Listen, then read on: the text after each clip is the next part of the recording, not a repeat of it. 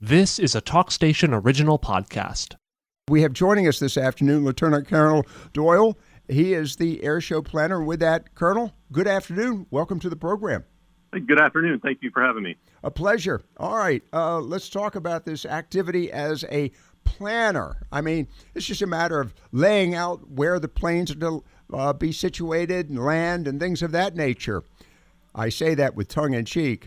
This takes a lot of time and effort. And then in the midst of all of it, I'm going to state out of the clear blue, you also have your own day-to-day jobs, both in your capacity at Cherry Point, but also that of maintaining the mission of the facility itself. So let me start back with your background, Colonel, just very quickly so that people can understand what it is you do. What is your job there at Cherry Point?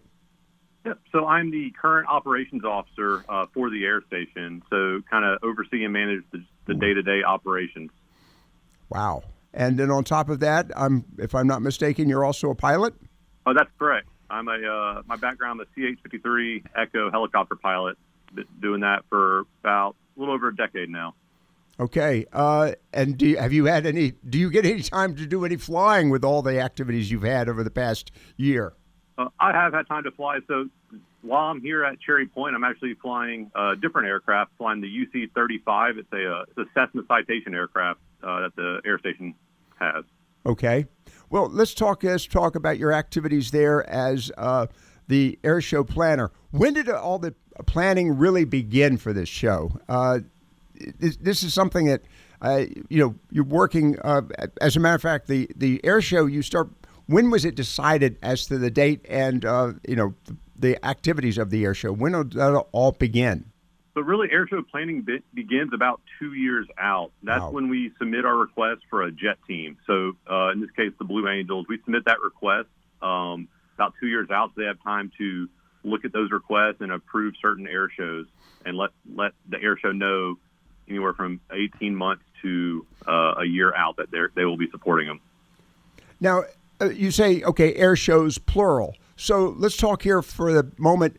How competitive are the shows? I mean, if obviously you've got to apply for this, there are air shows taking place all across the country. And I know that in our publication, the Carter County News-Times, we noted that the Blue Angels have avoided certain, or I shouldn't say avoided, but are not going to be attending certain air shows that apparently they were normally involved in. So how competitive is this environment? So I don't want to speak on behalf of the Blue Angels, but I know they do about 32 air shows a year. Wow. I don't know off the top of my head how many air shows there are nationally, but there's other jet teams too that perform in air shows. So when we submit our preference typically for the Blue Angels, but there's other jet teams that we can request as well. You've got the Air Force. Okay. All right. Now, let's talk again back to the competitive nature of the air shows themselves. And I know that, for example, Seymour Johnson's had an air show. Is there a sort of a kind of a network of air shows? And if so, do you sort of work within that network to accommodate and also review the various programs that could be conducted? Yeah, so we reach out within the region to other air shows. We talk to them, we help them out where we can, and we ask, for the same in return. So, sometimes we'll send aircraft to support an air show while they also send aircraft to support our air show. Okay. All right, let's talk now about the planning 2 years out for the request for the Blue Angels. But what else takes place over this period of time? When does the planning really, if you will, hit the ink on paper, if you will? Yeah, so that's the first milestone. The next one, about 18 months out, when we start interacting with some of the other performers, some of the civilian performers that are interested in performing at our air show. And then really pen hits paper about a year out is when we start really ramping up our planning. We start scheduling planning meetings with the staff here at the air station to really set the stage for the air show.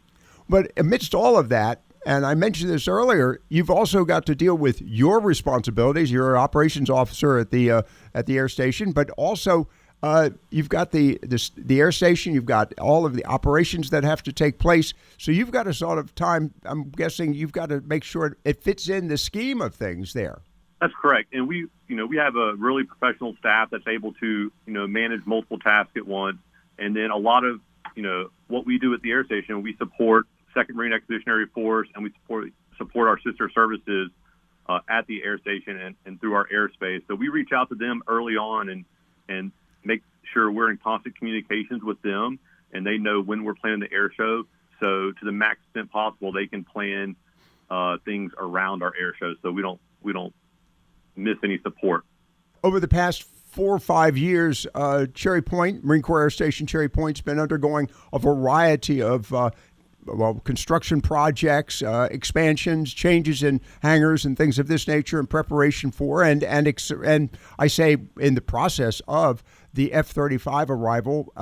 Let's talk about the impact that's had on the planning for you as well. And has that created any particularly difficult challenges for you this go around? So it does bring unique challenges with the construction, but we have a strong team here with our facilities team, with our airfield management team. And so for people coming to the air show this year, it will look a little different than it did 2 years ago, because we've made a lot of progress on construction at the air station and on the airfield. But we're in constant work amongst our team with the contractors doing the construction to make sure that we are still able to put on the air show. We may shift some things around where they'll be in different locations a little bit than they were 2 years ago. But we have a good team. We had a good plan in place to mitigate that. We're talking with Lt Col Doyle this afternoon. He is the Marine Corps Air Station's air show planner that's coming up next weekend, as a matter of fact. And he is, in addition to that, the operations officer at the air station. Colonel, 2 years ago, you mentioned there was, of course, the impact of road construction and other challenges. And I know that Saturday was a real challenge for a lot of the attendees. But it was interesting. Within 24 hours, the Sunday program went off without a hitch. The fact that this air show has been so popular, I want to go to, I don't want to look at the difficulties you face, but rather what it indicated as far as the popularity of this air show. How does this air show compare? And you may not be comfortable, may not be able to share this with me, but how does it compare to other air shows within the Navy, within the Navy branch, if you want? We don't even have to bring it up the Air Force or any other branch of service. But how does this compare, and what is the reputation for Marine Corps Air Station Cherry Point? I think we have a top-notch air show, definitely a A+ air show compared to the rest of the services. That's not to say theirs aren't great. No. They're all great. We have professional performers, professional staffs at all of our installations that put on phenomenal air shows. But I think just our location with such a large military community in Eastern North Carolina, a lot of veterans, a lot of families, really makes ours very appealing. They don't have to go very far to see an air show. Let me shift gears here on you. We talk about the impact of the civilian community, and the influence and the observations on the civilian community. But let's talk about the uniform community, the Marines, the Marine families, the Marine Corps, the Navy, etc. What impact does this have, and both the success of the air show, but also the civilian military connections there? How important is that, and what's your observation? I think it's very important. A lot of what we do on the installation we can't do without the support of our Marines, their families, or all the citizens around the air station. So, working together, doing this air show for the community, bringing the public together through a shared appreciation of aviation, I think is very important. We're talking with Lt Col Doyle about the air show coming up in a week, and this is an important opportunity for us in Eastern North Carolina. But I would say large. It's North Carolina. It's North Carolina's air show. And we do have a lot of visitors from across the state and around the country, do we not, Colonel?